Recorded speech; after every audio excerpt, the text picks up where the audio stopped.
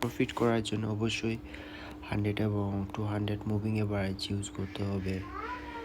Like এখানে দেখেন শুধু এখানে 100 moving average 200 and 100 moving average একে অপরকে ক্রস করেছে এবং এখান থেকে বায়ার সাইজ স্ট্রং হয়েছে দেখতে পাচ্ছেন।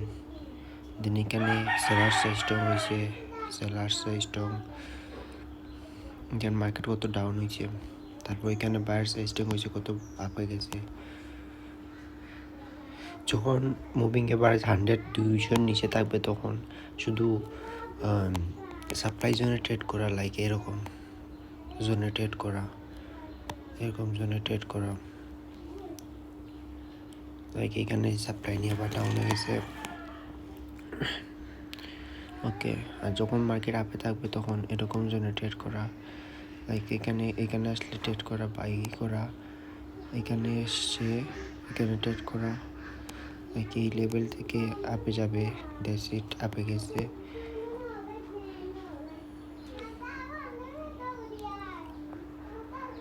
এখানে শুধু বাই করলে কিন্তু অনেক বড় বড় প্রফিট হতো।